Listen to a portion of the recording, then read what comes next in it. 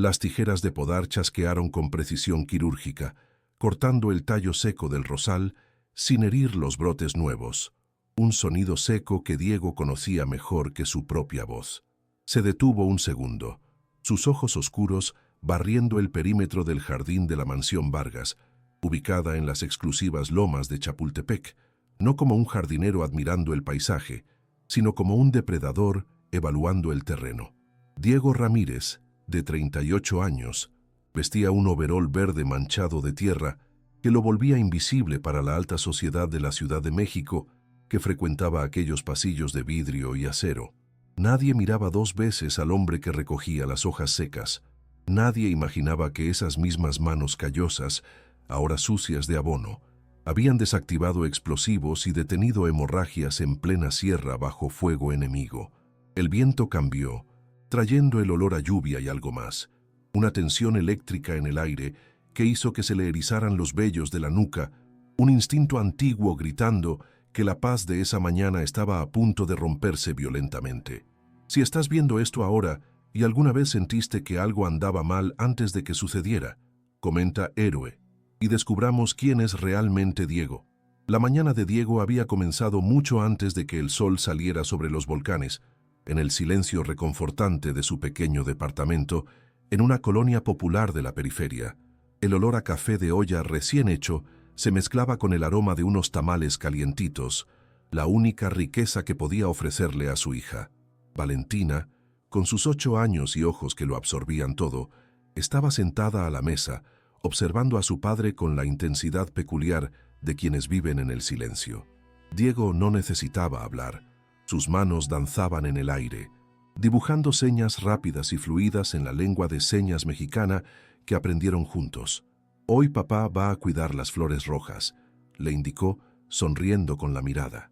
Valentina respondió tocando la brújula de latón envejecido que colgaba del cuello de él, un objeto pesado y frío que cargaba historias que ella aún no podía comprender. Para ella, ese hombre no era un ex capitán deshonrado ni un simple intendente. Era su norte, su ancla en un mundo que a menudo parecía demasiado ruidoso y caótico para soportarlo. En el microbús atascado camino a Santa Fe, Diego recargó la cabeza en la ventana fría, y por un instante, el rugido del motor a diésel se transformó en el estruendo ensordecedor de un helicóptero Black Hawk. El flashback llegó sin aviso, golpeándolo con la fuerza física de un golpe en el estómago, la humedad sofocante de la selva lacandona, el olor metálico de la sangre mezclada con pólvora y el grito de su mejor amigo silenciado abruptamente por la oscuridad. Apretó los ojos, forzando a la memoria a retroceder al fondo de su mente, encerrándola en la caja blindada donde guardaba sus pesadillas. Cuando abrió los ojos nuevamente, el verde del monte había sido reemplazado por el gris del concreto corporativo de Vargas Tech. Bajó del transporte, enderezó la postura, un reflejo militar que nunca desaparecía del todo, y asumió su identidad diurna. Allí, él era solo, el jardinero, un hombre pagado para mantener la belleza superficial de un imperio construido sobre códigos binarios y seguridad digital, donde la verdadera protección era solo una ilusión vendida a precio de oro. Desde lo alto del piso 20, Isabela Vargas observaba el jardín a través de la pared de cristal a prueba de balas, pero su mente estaba lejos de las flores perfectamente alineadas.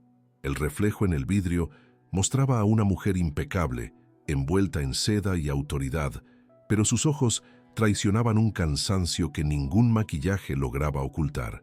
El teléfono en su escritorio vibraba incesantemente con notificaciones del Consejo Administrativo, exigiendo números, proyecciones y recortes de presupuesto, pero la única notificación que importaba era la que no llegaba: noticias de Mateo. Su hijo de 6 años estaba con la nueva nana en la planta baja, e Isabela sentía el familiar nudo en el estómago, esa culpa ácida de madre que trabaja demasiado. Licenciada Vargas, los inversionistas llegaron para el cóctel en el jardín, anunció la secretaria con la voz teñida de urgencia. Isabela suspiró alisándose el blazer como si se pusiera una armadura. Ella era la CEO, la dama de hierro de la tecnología, y no podía darse el lujo de ser solo una madre preocupada, aunque su corazón estuviera gritando por correr hacia su hijo. El cóctel de gala en los jardines de la empresa era una exhibición obscena de riqueza y poder, con meseros equilibrando charolas de plata entre ejecutivos que reían demasiado alto. La música clásica competía con el zumbido de las conversaciones y el tintineo de copas de cristal. Para Mateo, aquello no era una fiesta, era un campo de batalla sensorial. Sentado en una banca apartada, el niño mecía su cuerpo hacia adelante y atrás, las manos pequeñas cubriendo sus oídos con fuerza, intentando bloquear la cacofonía que parecían agujas perforando su cerebro. La nana, distraída por el coqueteo de un guardia de seguridad junior, no se dio cuenta cuando el niño se levantó. El mundo estaba muy alto, muy brillante, muy caótico. Mateo necesitaba silencio, y sus ojos se fijaron en la línea de árboles oscuros de la barranca que bordeaba la propiedad, una invitación silenciosa de sombra y paz. Sin mirar atrás, corrió hacia la vegetación, huyendo del ruido que lo lastimaba. El caos se instaló 10 minutos después. El grito de la nana cortó la música clásica como una navaja, y el pánico se extendió más rápido que fuego en pasto seco. Se fue. «El niño no está», gritó alguien. Isabela bajó las escaleras corriendo, perdiendo uno de sus tacones en el camino, la máscara de Seo hecha pedazos por el terror puro. Rodrigo, el jefe de operaciones y primo de Isabela, asumió el mando con la arrogancia típica de los incompetentes. Un clásico mi rey prepotente. «Seguridad, busquen por todos lados, griten su nombre», ordenó. Decenas de guardias uniformados comenzaron a correr por los jardines, pisoteando los macizos de flores y berreando «Mateo» a todo pulmón. Diego, que estaba recogiendo bolsas de basura cerca del portón de servicio, se detuvo. Vio la desorganización, el ruido excesivo que solo asustaría más a un niño autista, la destrucción de las pistas en el suelo. Él sabía, con la certeza helada de quien ya ha cazado hombres en la sierra, que esa estrategia no encontraría al niño, solo encontraría un cuerpo. Diego soltó la bolsa de basura y caminó hacia la orilla del bosque, ignorando los gritos histéricos del equipo de seguridad. Sus sentidos cambiaron de frecuencia. El mundo alrededor quedó en cámara lenta. No miraba a la altura de los ojos, sino al suelo. Allí, en la tierra húmeda cerca de una azalea, había una señal que nadie más había notado. Una única flor aplastada, el tallo roto indicando una dirección precisa hacia la espesura. Más adelante, una rama de helecho estaba volteada, la parte inferior de la hoja, más clara, expuesta, la señal clásica de paso reciente.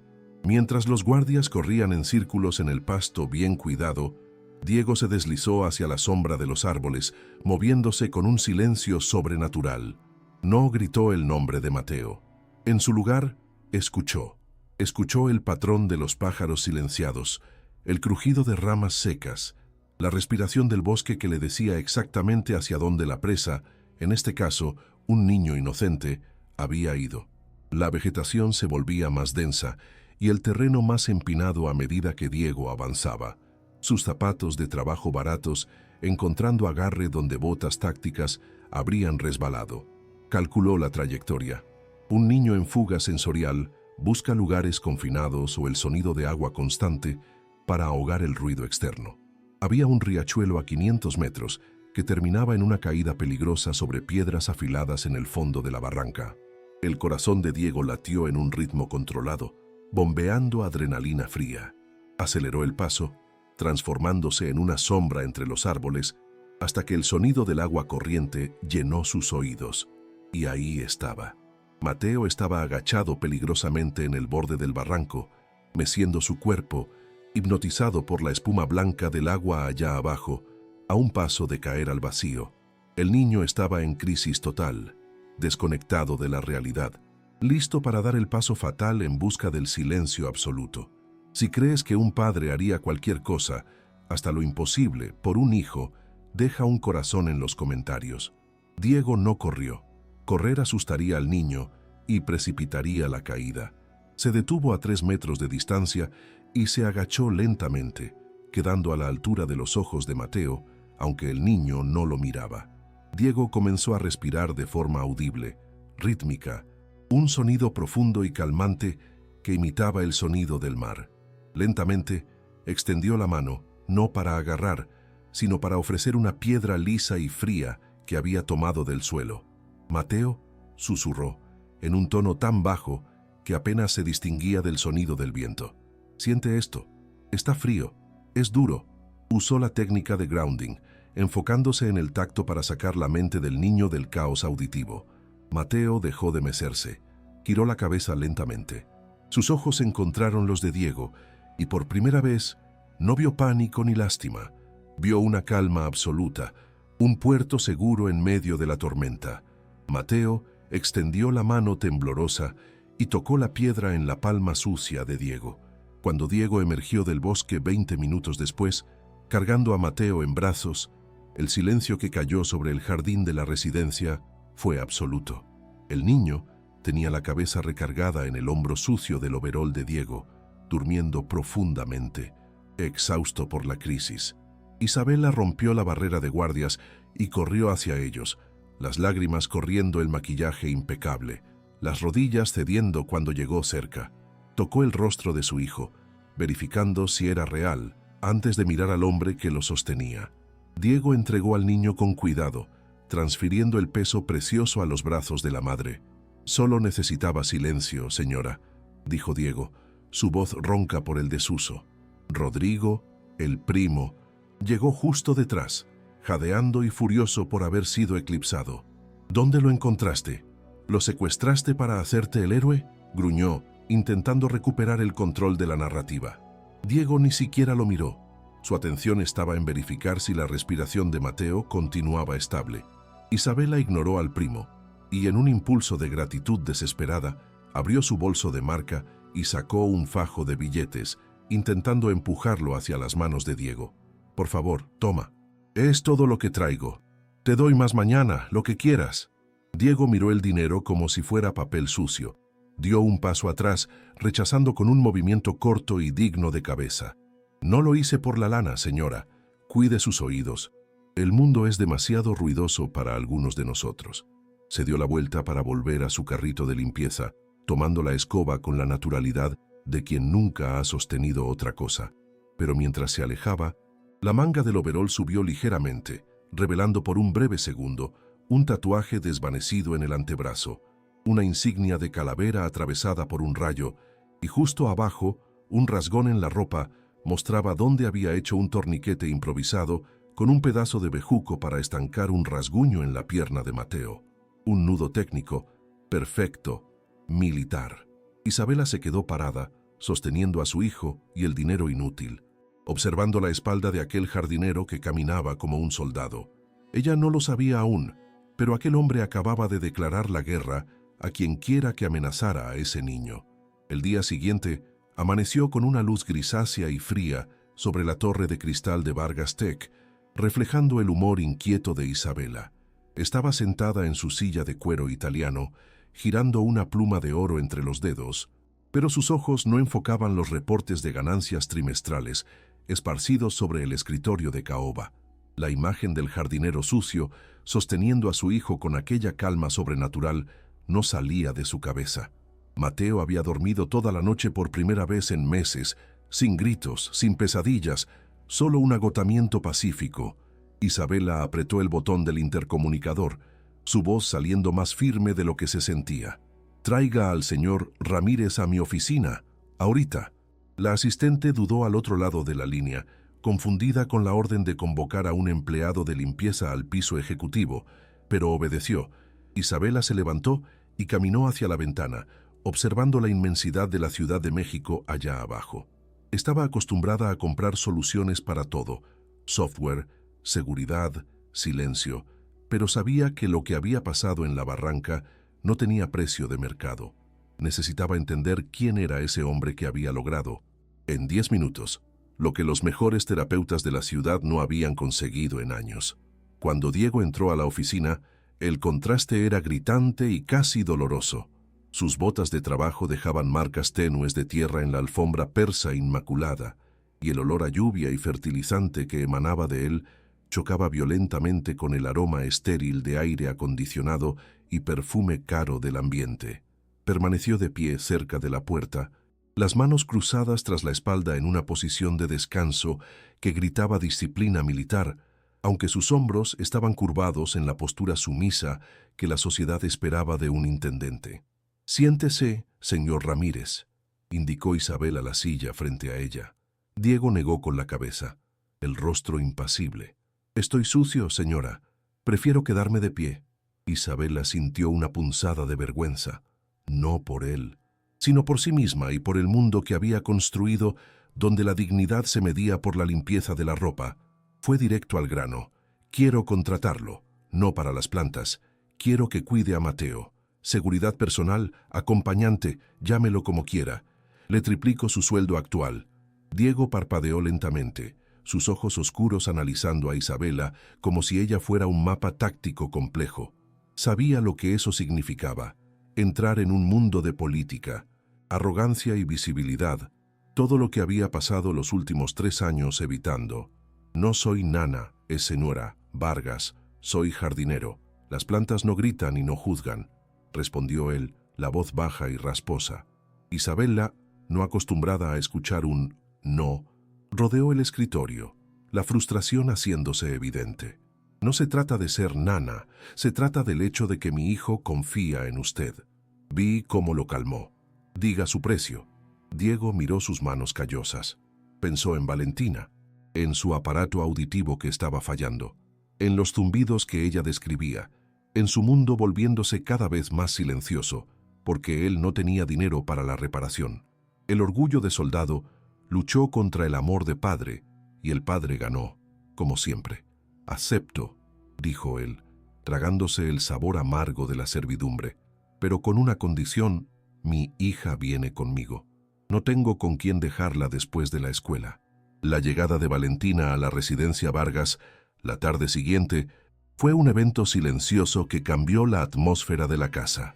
La niña, pequeña y con ojos grandes y expresivos, agarraba la mano de su padre con fuerza, observando el techo alto y los candelabros de cristal con una curiosidad científica, no con deslumbramiento. En su cuello, la brújula antigua de Diego se balanceaba a cada paso. Diego la llevó hasta el jardín de invierno, donde Mateo estaba sentado en el suelo, alineando carritos de juguete en una fila perfectamente recta, murmurando bajito en su lenguaje ininteligible. Isabel la observaba desde la puerta, tensa, lista para intervenir a la menor señal de crisis. Diego soltó la mano de su hija e hizo una seña rápida. «Ve». Valentina se acercó a Mateo sin hacer ningún ruido, sus pasos ligeros como los de un gato. No invadió su espacio, solo se sentó a 2 metros de distancia y comenzó a alinear piedritas que traía en el bolsillo, imitando el patrón de él. Lo que sucedió a continuación fue un diálogo sin palabras que hizo que Isabela contuviera la respiración. Mateo se detuvo, sintiendo la vibración o la presencia, y giró la cabeza. Miró las piedritas de Valentina, luego a los ojos de ella. Valentina sonrió, una sonrisa pequeña y segura, y tocó su propia oreja, luego sus labios, haciendo la señal de silencio. Mateo, que normalmente gritaba cuando alguien se acercaba a sus juguetes, extendió la mano y empujó un carrito azul en dirección a ella. Valentina lo tomó, examinó las ruedas y se lo devolvió. No necesitaban palabras habladas. Ambos habitaban mundos donde la comunicación verbal era una barrera, no un puente. En ese momento, 2 soledades se tocaron y se cancelaron. Isabela sintió las lágrimas quemar sus ojos, una mezcla de alivio abrumador y una tristeza profunda por nunca haber logrado acceder a ese lugar dentro de su propio hijo. La burbuja de paz fue reventada por el sonido agresivo de zapatos de cuero italiano golpeando el piso de mármol. Rodrigo entró al jardín de invierno hablando fuerte por el celular, su voz reverberando y rompiendo la tranquilidad del ambiente. Mateo se encogió inmediatamente, tapándose los oídos. Rodrigo colgó la llamada y miró la escena con un desdén indisimulable. «¿Qué es esto ahora, Isabela? ¿Transformamos la sede de la empresa en una guardería para enfermitos?», soltó, mirando de arriba abajo a Valentina y a Diego. La frase quedó flotando en el aire, tóxica y cruel. ¿Alguna vez te han juzgado por tu apariencia o condición en el trabajo por alguien que se creía superior? Si eso ya te pasó, comenta sí y comparte tu historia. Diego, que estaba a unos metros, enderezó el cuerpo lentamente. No dijo una palabra, pero sus ojos se fijaron en la yugular de Rodrigo con una intensidad depredadora que hizo que el ejecutivo diera un paso involuntario hacia atrás. «Aguas con lo que dices, Rodrigo», dijo Isabela, su voz helada, poniéndose frente a su primo. «Diego y su hija son mis invitados y son parte del equipo ahora». Rodrigo soltó una risa corta y seca, acomodándose el traje caro para disimular la incomodidad que la mirada del jardinero le había causado. «¿Equipo? Este tipo huele a abono, Isabela. Estás perdiendo el juicio por la culpa con el niño. El consejo se va a enterar de esto». Giró sobre sus talones y salió, pero no sin antes patear accidentalmente la fila de carritos de Mateo, deshaciendo el orden perfecto que el niño había creado. Mateo comenzó a llorar, un sonido agudo de desesperación. Antes de que Isabela pudiera reaccionar, Diego ya estaba ahí, no para arreglar los carritos, sino para colocar su mano pesada y firme en el hombro del niño, aplicando una presión profunda que servía como un abrazo de contención. Valentina, sin miedo, comenzó a reorganizar los juguetes rápidamente, restaurando el orden del mundo de Mateo. Mientras la tarde caía y los niños se calmaban, Diego inició su primera ronda oficial, aunque nadie le había dado instrucciones de seguridad. El instinto hablaba más fuerte que cualquier contrato de trabajo. Caminó por el perímetro de la mansión, no mirando las rosas, sino los ángulos de visión. Lo que vio le heló la sangre. Cámaras de seguridad de última generación apuntando a puntos ciegos irrelevantes, portones electrónicos con retraso en el cierre y rutas de escape completamente obstruidas por decoración paisajista. Era un queso gruyère, una trampa mortal disfrazada de fortaleza. Se acercó al jefe de la seguridad contratada, un tipo corpulento que mascaba chicle con aburrimiento en la caseta. «La cámara 3 tiene el foco en la pared, no en la entrada», señaló Diego, con voz neutra. El guardia se rió, sin siquiera mirar el monitor.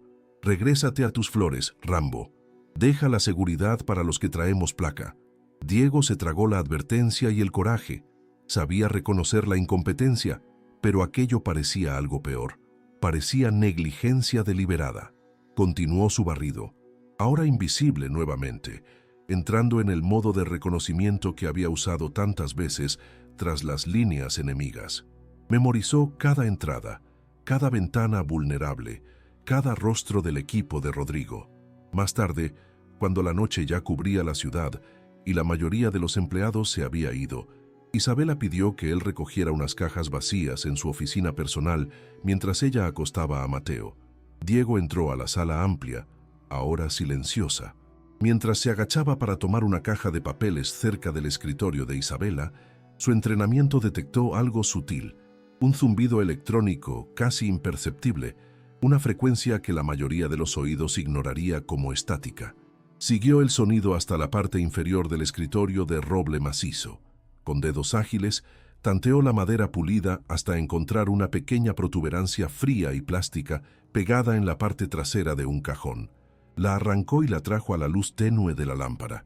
No era un equipo comercial que compras en la Plaza de la Tecnología, era un microtransmisor de nivel militar, negro mate, del tamaño de una moneda, con tecnología de encriptación que él no veía desde sus días en operaciones especiales.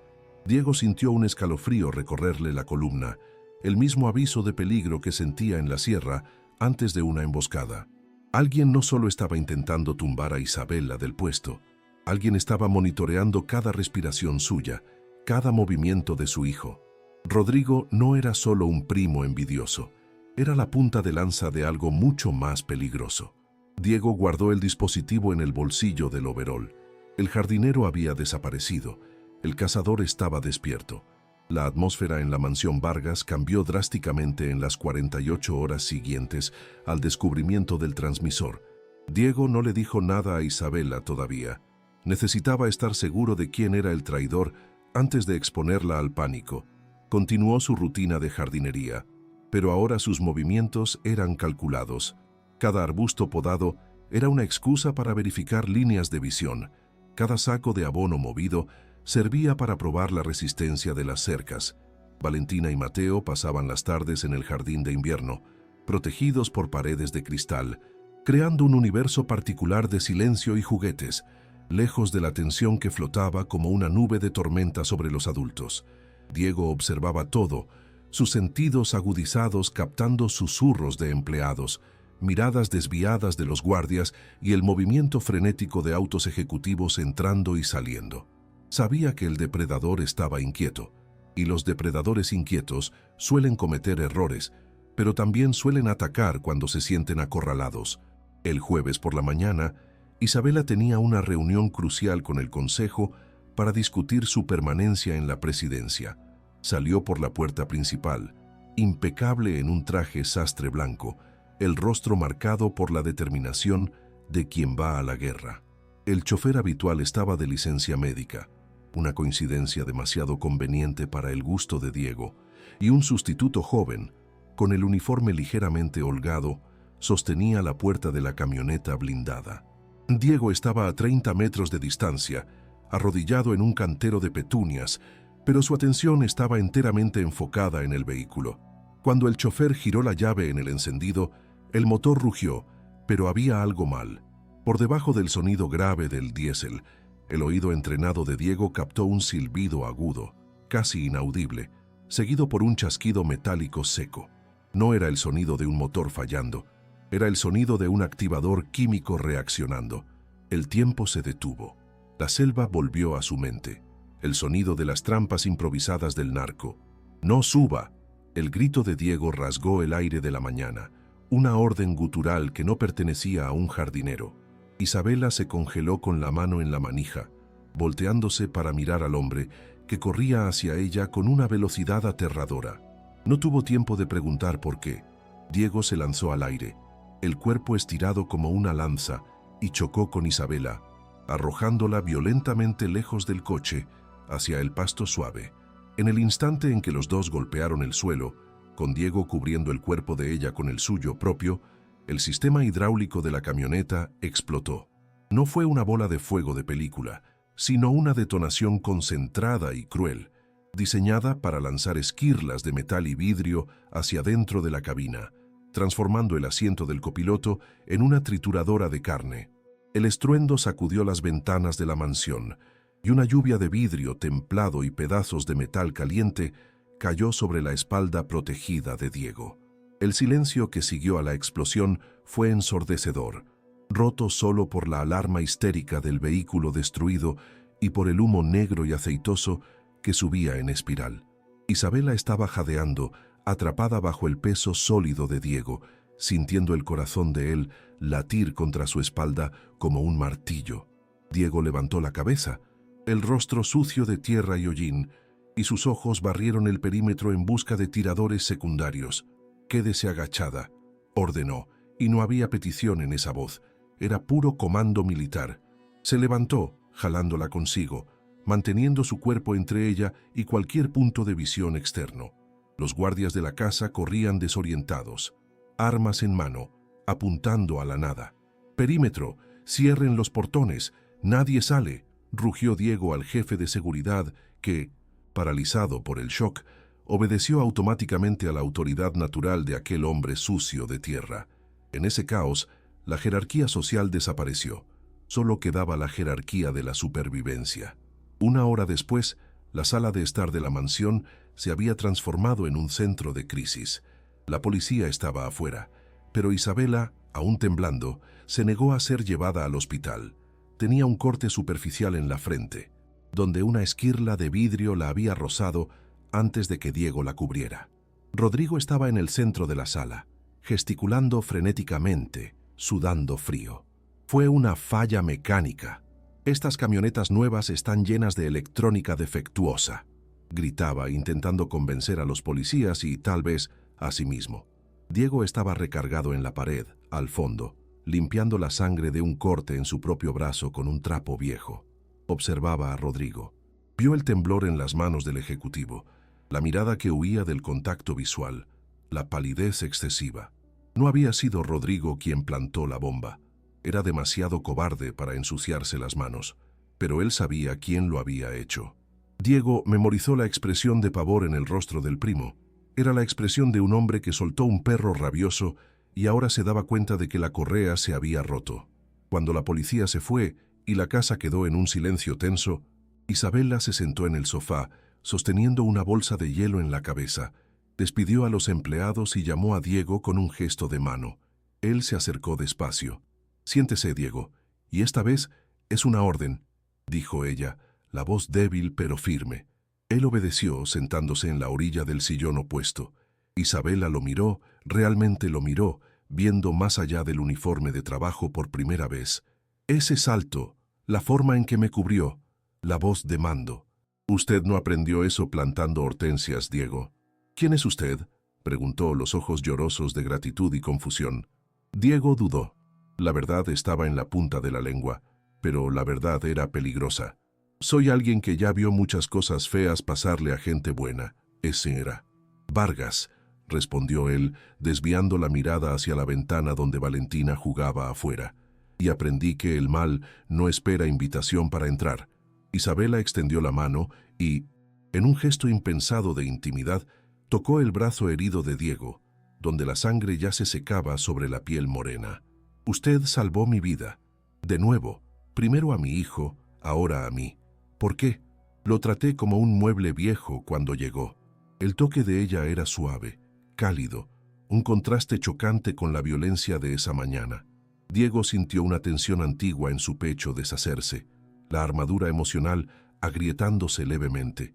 «Valentina dice que todos merecen ser salvados», murmuró con voz ronca. «Y usted es madre. Las madres son sagradas. Perdí a la mía demasiado pronto».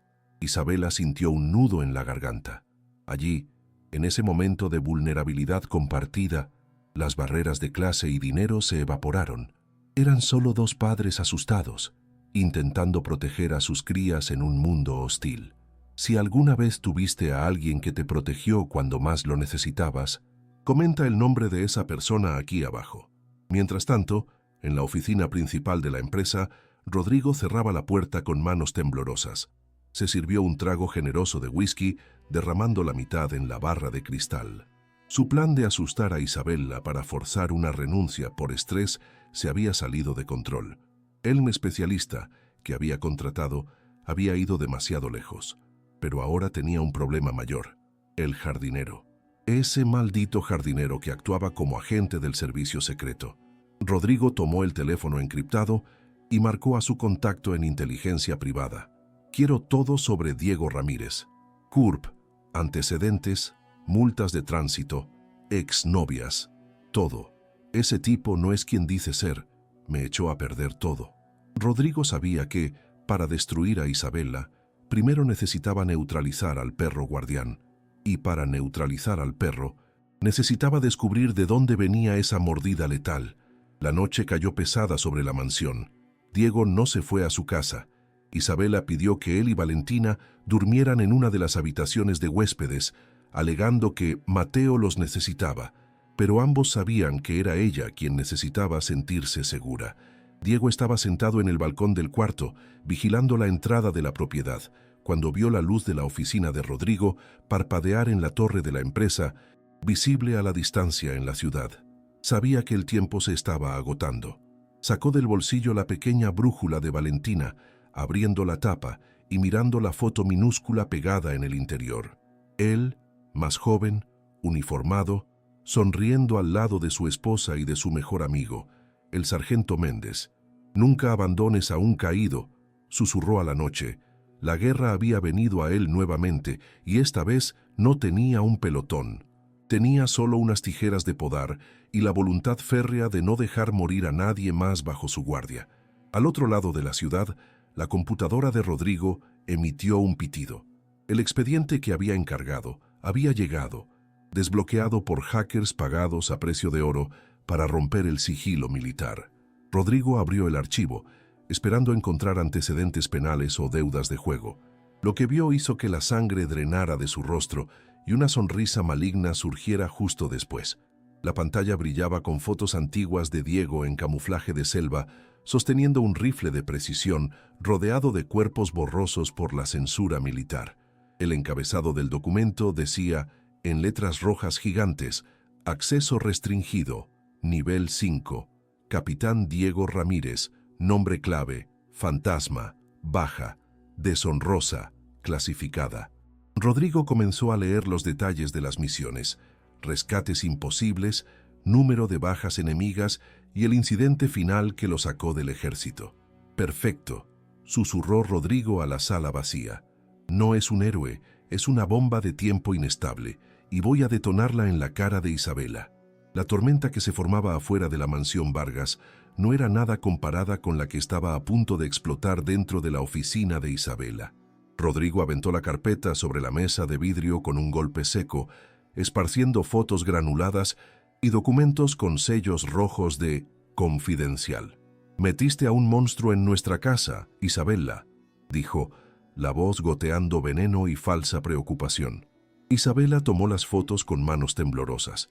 Eran imágenes brutales de una zona de guerra, aldeas quemadas, cuerpos borrosos y, en el centro de todo, Diego, con el rostro pintado de camuflaje, sosteniendo un rifle con una expresión que no era humana, era la expresión de un ángel vengador. «Diego Ramírez», continuó Rodrigo, circulando la mesa como un buitre, expulsado de las fuerzas especiales por insubordinación grave, conducta violenta e inestabilidad psicológica. No se salió porque quiso, prima. Lo patearon porque es peligroso. Isabela sintió que el aire salía de sus pulmones. Miró por la ventana, donde Diego estaba en el jardín jugando a las traes con Mateo y Valentina. El hombre que sonreía mientras dejaba que un niño autista lo alcanzara no parecía el asesino de las fotos, pero el miedo es una semilla que brota rápido. «Tráelo aquí», susurró sintiendo el peso de la responsabilidad aplastar su gratitud. Cuando Diego entró, percibió instantáneamente el cambio en la atmósfera. El olor a ozono de la tormenta se mezclaba con el olor agrio a traición. Vio el expediente abierto en la mesa. No se defendió, no gritó, solo asumió la posición de firmes, el rostro volviendo a ser una máscara impenetrable de piedra. «¿Es verdad?», preguntó Isabela, la voz fallando, sosteniendo una foto de él cubierto de sangre. Diego miró la imagen, recordando exactamente el día, el calor, el olor a cobre. «La foto es real, señora Vargas. El contexto, eso no está en el papel». «No me vengas con contexto», gritó Rodrigo, sintiéndose victorioso. «Eres una bomba de tiempo. Desobedeciste órdenes directas.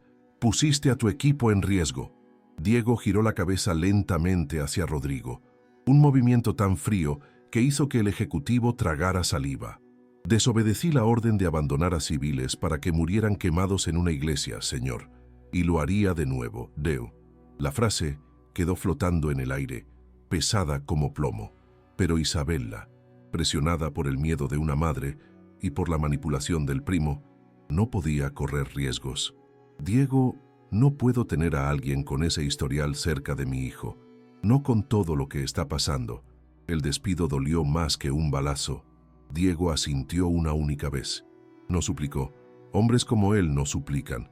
Solo se dio la vuelta, caminó hasta la puerta y dijo bajito: «Cuide las cerraduras, señora. El lobo ya está dentro del corral». La salida de Diego fue un cortejo fúnebre silencioso. Fue escoltado hasta el portón principal por 2 guardias armados, mientras Mateo, dándose cuenta de que su amigo se iba, comenzó a gritar en la ventana del segundo piso, un sonido gutural de pérdida que le partió el corazón a Diego. Valentina caminaba al lado de su padre, apretando su mano con fuerza, los ojos llenos de lágrimas, sin entender por qué el mundo los estaba expulsando nuevamente. En el portón, sin embargo, el destino intervino con la llegada de 3 patrullas de la Guardia Nacional, luces girando en el crepúsculo lluvioso. El comandante Martínez, un hombre canoso y respetado, bajó del vehículo para investigar el atentado con bomba. Pasó junto a Rodrigo, que estaba en el portón asegurándose de que Diego saliera, y sus ojos cayeron sobre el jardinero, que entregaba el gafete. El comandante se detuvo. El tiempo pareció congelarse. Martínez, el jefe de policía más duro de la ciudad, enderezó la postura, chocó los talones y realizó un saludo militar formal, lento y respetuoso, ignorando completamente la lluvia que mojaba su uniforme. «Capitán Ramírez», dijo, con la voz llena de una reverencia que impactó a todos. Los guardias de Rodrigo bajaron las armas confundidos. Diego devolvió el saludo por reflejo, un gesto nítido y perfecto. «Solo Diego ahora, comandante», respondió él. Isabela, que había bajado para ver la partida, se detuvo en la entrada aturdida. «¿Conoce a este hombre, comandante?», preguntó Rodrigo, intentando minimizar la situación. Martínez miró a Rodrigo con desprecio absoluto. «¿Que si lo conozco? Este hombre es el fantasma de la sierra. La leyenda que entró solo en un campamento paramilitar para rescatar a 30 niños secuestrados cuando el mando central ordenó la retirada. Perdió su rango y su pensión para salvar esas vidas. Es el soldado más honorable que este país ha producido». La revelación golpeó a Isabela como una cachetada física. La vergüenza le quemó el rostro, caliente y humillante. Acababa de despedir a un héroe nacional por las mentiras de un cobarde. ¿Qué crees que Diego esconde en esa caja cerrada? Deja tu teoría aquí abajo. Mientras el shock reverberaba, la mente de Diego fue jalada violentamente al pasado, a aquel día fatídico en el monte. Podía sentir el olor del humo, el calor de las llamas lamiendo la madera de la escuela improvisada. Escuchaba la voz del general en el radio. «Aborte, Ramírez. Es una orden. Deje la zona». Miró los rostros aterrorizados de los niños en las ventanas. Miró a su sargento, Méndez. «Apague el radio, sargento», había dicho Diego. Avanzaron. Méndez recibió un tiro en el pecho en el primer minuto. Diego continuó, moviéndose como un demonio, eliminando a 12 hostiles, cargando niños en la espalda, uno por uno, hasta que sus piernas fallaron. Salvó a todos, perdió la carrera, la esposa, al amigo, pero dormía con la conciencia tranquila. «Diego, por favor», comenzó Isabela, dando un paso al frente, la voz quebrada de arrepentimiento. Pero era demasiado tarde. El radio de uno de los guardias de Rodrigo chilló y el caos estalló. Aprovechando la distracción en el portón y la ausencia de Diego en el perímetro interno, una van negra sin placas había invadido la entrada de servicio trasera. «Seguridad en el sector norte. Invasión», gritó el radio. Diego no esperó. Giró, el jardinero desapareciendo, el capitán asumiendo el mando, pero estaba a 300 metros de la casa. Vio la van acelerar saliendo de la propiedad, llantas rechinando en el asfalto mojado. La puerta lateral estaba abierta por un segundo, y lo vio. Vio el rostro aterrorizado de Mateo y, sosteniéndolo protectoramente, a Valentina. Se llevaron a los 2 niños. El grito de Isabela fue un sonido que ningún humano debería escuchar, un aullido de dolor puro que rasgó la tormenta. Cayó de rodillas en el lodo, viendo el vehículo desaparecer en la oscuridad. Rodrigo estaba pálido, dándose cuenta de que sus contratados para un susto falso acababan de realizar un secuestro real y violento. «No debían, no tenía que ser así», balbuceó, entregando su culpa. Diego no perdió tiempo consolando a la madre o golpeando al traidor. Su mente entró en modo de combate. Frecuencia cardíaca baja, visión de túnel, análisis de vectores, tenían una ventaja de 2 minutos. Necesitaba velocidad y poder de fuego. Diego corrió hacia su viejo sedán estacionado en la calle lateral. Isabela corrió tras él, tropezando, agarrándolo del brazo. «Se llevaron a mi hijo, se llevaron a tu hija, tráelos de vuelta, Diego, por el amor de Dios. Te doy todo, te doy la empresa». Diego se detuvo y la miró, sus ojos ardiendo con una furia fría y controlada. «No necesito su dinero, Isabela. Se llevaron a mi hija». Arrancó las llaves del bolsillo y abrió la cajuela oxidada. Allá adentro, bajo una manta vieja, había una caja de metal negro, abollada y rayada. Digitó una combinación rápida en el candado. Clic. La tapa se abrió. No había herramientas de jardinería ahí. La luz del poste de la calle reflejó en el acero aceitado de equipos que juró nunca más usar. Un chaleco táctico gastado, un juego de cuchillos arrojadizos, bengalas militares, cuerdas de rapel y, en el fondo, envuelto en trapo, algo que montó con la precisión de quien arma un rompecabezas mortal. Diego se quitó el overol de jardinero, revelando una camiseta negra ajustada que mostraba las cicatrices de sus batallas. Se puso el chaleco. Cada hebilla que cerraba era una promesa de dolor para quien tocara a los niños. Se volvió hacia el comandante Martínez, que observaba: «Voy a necesitar un perímetro de 5 kilómetros, comandante, pero no entre. Lo que va a pasar allá adentro no es para los reportes de la policía». Martínez solo asintió y le lanzó un radio de la policía. «Buena casa, capitán». Diego subió al coche, el motor rugiendo como una bestia despierta. ¿Quién quiere ver a Rodrigo pagar por todo lo que hizo? Dale like ahora. El jardinero estaba muerto. El fantasma estaba suelto. La lluvia caía torrencialmente sobre el techo de lámina de la vieja fábrica textil, abandonada en la zona industrial de Iztapalapa, creando un ruido ensordecedor que enmascaraba cualquier sonido de aproximación. El sedán de Diego se deslizó hacia la sombra de un muro de concreto cubierto de grafiti, el motor apagado 1 kilómetro antes para aprovechar la inercia silenciosa. Isabela estaba en el asiento del copiloto, pálida, aferrada al tablero como si fuera una tabla de salvación en alta mar. ¿Están ahí adentro?, preguntó, la voz temblorosa. Diego no respondió con palabras. Señaló el rastreador GPS modificado que había sincronizado con el aparato auditivo de Valentina, una medida de seguridad que él había instalado meses atrás y que ahora era el único hilo de esperanza. El punto rojo pulsaba en el centro del complejo industrial oscuro. «Quédese aquí, ponga los seguros», ordenó Diego, checando el cargador de una pistola tranquilizante que sacó de la caja. Isabel la negó, los ojos ardiendo con una determinación feroz que Diego nunca había visto antes. «Es mi hijo, es tu hija. Yo voy, sigo tus órdenes, pero no me quedo». Diego vio a la madre leona emerger de la ejecutiva de porcelana. Asintió. «Quédese a mi espalda. Si yo paro, usted para.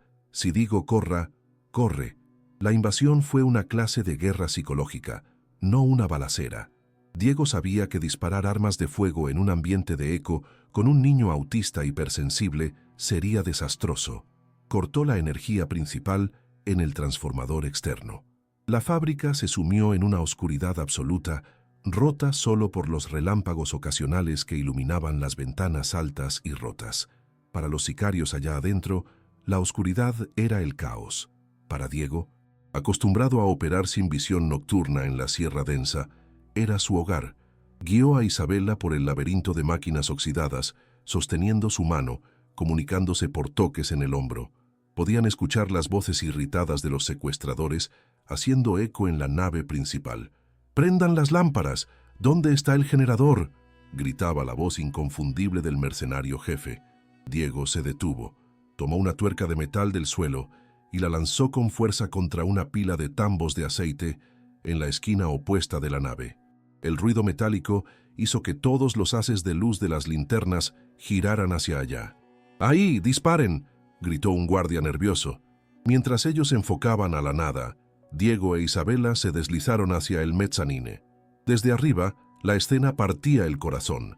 Mateo estaba hecho bolita en el suelo, meciéndose violentamente, las manos tapando sus oídos, gritando en un tono agudo de pánico puro. Valentina estaba de pie frente a él, brazos abiertos, una pequeña barrera humana contra los hombres armados, sus ojos barriendo la oscuridad arriba, buscando. Ella sabía que él vendría. Cuando un relámpago iluminó el techo, vio la silueta. Diego hizo una seña rápida en LSM. «Cierra los ojos. Tápale los oídos». Valentina entendió de inmediato. Se giró. Abrazó a Mateo con fuerza, presionando la cabeza de él contra su pecho y cerrando sus propios ojos. Diego bajó. No usó las escaleras. Hizo rapel silenciosamente por una cadena de polipasto industrial, aterrizando detrás del último mercenario como una sombra sólida. Antes de que el hombre pudiera gritar, Diego aplicó un golpe preciso en la carótida, haciéndolo desmayar silenciosamente en sus brazos. Uno menos. El jefe de los mercenarios, dándose cuenta de que sus hombres estaban desapareciendo en la oscuridad uno por uno, agarró a Rodrigo por el cuello de la camisa. «Dijiste que era un jardinero. ¿Qué está pasando aquí?», berreó. Rodrigo, temblando y sosteniendo una pistola que apenas sabía usar, giraba en círculos, el sudor escurriendo por su rostro. Yo no sabía», tartamudeó el primo traidor. Fue entonces que Diego decidió cerrar el juego. Activó una bengala de magnesio y la lanzó al centro del círculo. La luz blanca cegadora explotó, quemando las retinas adaptadas a la oscuridad de los criminales. Mientras ellos gritaban y se cubrían los ojos, Diego avanzó. Sus movimientos eran fluidos, económicos, una patada en la pierna de apoyo, una torsión de muñeca, un golpe de culata. En 10 segundos, los 3 hombres restantes estaban en el suelo, gimiendo, desarmados. Rodrigo quedó al último, parpadeando ciego, apuntando el arma hacia donde creía que estaba Diego. «Suelta el arma, Rodrigo». La voz de Isabela sonó, no desde las sombras, sino de frente, clara e imperiosa. Caminó hacia la luz de la bengala que moría, sosteniendo el celular que transmitía todo en vivo a la nube. Se acabó. El consejo está viendo esto. La policía está afuera. Perdiste. Rodrigo vaciló, la mano temblando violentamente. Lo hice por la familia, por la empresa. «Estabas destruyendo todo con ese niño defectuoso», gritó, la máscara cayendo completamente. Diego surgió detrás de él, tranquilo, y con un movimiento rápido, sujetó el cerrojo del arma de Rodrigo, desarmándolo con una técnica que parecía magia para ojos inexpertos. Rodrigo cayó de rodillas, derrotado. Diego no lo agredió, solo se dio la vuelta y corrió hacia los niños. Valentina soltó a Mateo y saltó a los brazos de su papá, enterrando el rostro en su cuello, llorando el llanto silencioso que había aguantado por horas. Mateo, sintiendo la presencia segura de Diego, dejó de gritar y se aferró a la pierna del hombre calmado, anclándose a la realidad nuevamente. Las luces azules y rojas de la policía inundaron la fábrica momentos después. El comandante Martínez lideró al equipo táctico, encontrando a los mercenarios amarrados con cinchos de plástico y a Rodrigo esposado a una columna de concreto. Diego estaba sentado en el suelo, con Mateo y Valentina acurrucados en él, mientras Isabela estaba arrodillada a su lado, sosteniendo la mano de su hijo y la mano de la hija del jardinero, formando un círculo impenetrable de supervivientes. Martínez se acercó, mirando la escena. «¿Los dejó vivos, capitán?», preguntó sorprendido, mirando a los criminales que respiraban. Diego levantó la mirada, cansado pero en paz. «Un jardinero cuida las malas hierbas, comandante, las arranca, pero no necesita quemar todo el jardín». Isabela miró a Diego, y en esa mirada había más que gratitud. Había una promesa de que nada sería como antes. La élite arrogante que la cegaba había caído. Lo que quedaba era la verdad desnuda y cruda de la humanidad. 3 meses después, el sol brillaba suavemente sobre los jardines de la residencia Vargas, pero el escenario era diferente. Los setos altos y opresivos habían sido podados para permitir la entrada de luz. Una mesa larga estaba puesta en el pasto, con olor a carne asada en el aire. Algo impensable en la gestión anterior, donde solo se permitían canapés. Diego estaba en la parrilla, vistiendo una camisa blanca con las mangas arremangadas y pantalones de gabardina, sin el overol sucio, pero aún con la misma sencillez.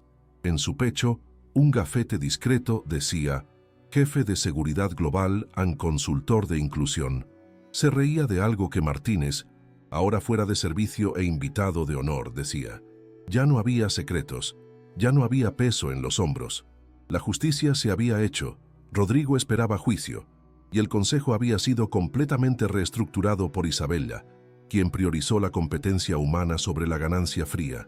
Más adelante, cerca del cantero de flores que inició todo, Valentina y Mateo jugaban. La niña le enseñaba señas al niño. Mateo, que antes vivía aislado en su mundo, ahora la miraba atentamente. Hizo un gesto torpe con la mano, tocando el corazón y luego apuntando hacia ella. «Amigo». Valentina sonrió y aplaudió en silencio. Isabela observaba la escena desde el balcón, sosteniendo una copa de vino, sintiendo una paz que nunca conoció en su torre de marfil. Bajó los escalones y caminó hasta el asador, deteniéndose al lado de Diego. «Están platicando», dijo ella, señalando a los niños. Diego volteó la carne en la parrilla y la miró con una sonrisa cálida. «Siempre lo han hecho, era. Vargas, nosotros éramos los que no sabíamos escuchar». Isabela tocó la mano de él sobre la parrilla. «Isabela, solo Isabela, Diego». La cámara se aleja lentamente, subiendo hacia el cielo azul de la Ciudad de México. mostrando no más una mansión fría y una choza pobre separadas por muros, sino una única casa llena de vida, risas y aceptación. La cicatriz de la guerra en el brazo de Diego estaba cubierta por la manga de la camisa, pero la brújula en su pecho brillaba al sol, apuntando finalmente a un norte verdadero, el hogar. La historia del jardinero que era soldado y del aseo que aprendió a ser mamá se volvió una leyenda en la empresa, no por el rescate violento, sino por la lección de que la verdadera fuerza no grita, acoge, y que a veces los héroes que buscamos no usan capas o armaduras brillantes, usan overoles sucios y tienen las manos callosas de tanto sostener el mundo para que no se derrumbe sobre nosotros. Suscríbete ahora al canal si tú también crees que el verdadero valor de una persona está en el corazón y no en la ropa que viste.